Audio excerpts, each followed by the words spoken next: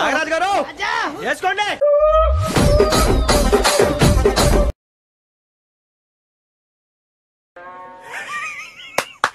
ఈ అమ్మాయి ఏం ఫీల్ ఉండదు మామయ్య.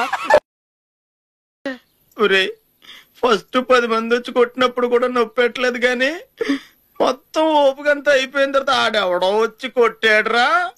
ఆడు పగబట్టినట్టుందిరా నా మీద. ఎవడై ఉంటాడండి?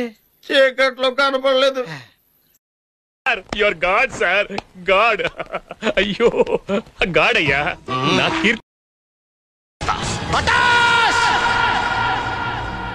సర్వనాహినం చేసావు.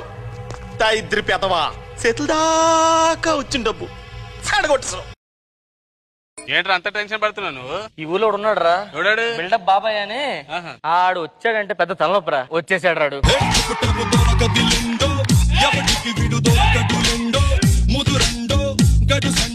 ఆడే బిల్డప్ బాబాయ్. ఎంత బిల్డప్ ఇస్తా? ఏం బాబాయ్ అవునా? ఇంటికి వచ్చావు, కార్డు ఇచ్చినప్పుడు ఫోన్ చేయొచ్చు. ఎలా ఉందో చెప్పకుండా వెళ్ళిపోయావు నువ్వు. రాధిక ఏడవకు ప్లీజ్.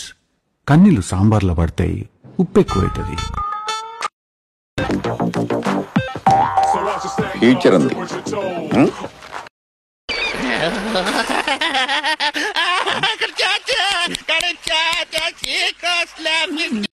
इन 2 जीनियस के ब्रेन्स को निकाल के हम बाजार में बेचेंगे तो बहुत अच्छा प्राइस आएगा, क्योंकि ये अनयूज्ड ब्रेन्स है, कभी इस्तेमाल ही नहीं किए. నువ్వేంటి ఇది నా పరిస్థితి? కూర్చో కనిపిస్తావా? వచ్చి కూర్చుంటా. ఎందుకే అరుస్తావు?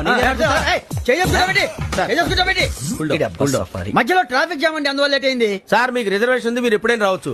రిజర్వేషన్ లేని వాళ్ళ సంగతి ఏంటి? ఎప్పుడు పడితే అప్పుడు ఎక్కుతారు, ఎక్కడ పడితే అక్కడ కూర్చుంటారు. బాగా చెప్పారు. ఎంతకీ మీకు రిజర్వేషన్ ఉందా? అదేంటి సార్ అలా మాట్లాడతారు? 20 days బ్యాక్ రిజర్వేషన్ చేశారు సార్. నేను చాలా ప్లాన్ గా ఉంటానండి. థియేటర్ రెడీగా ఉంచుకోండి. అలాగే. బ్లడ్ దొరకగానే ఆపరేషన్ చేశారు. Okay doctor. మీరు ఈవిడ హస్బెండే కదా? అవునండి. సర్జరీ అని చెప్పారా?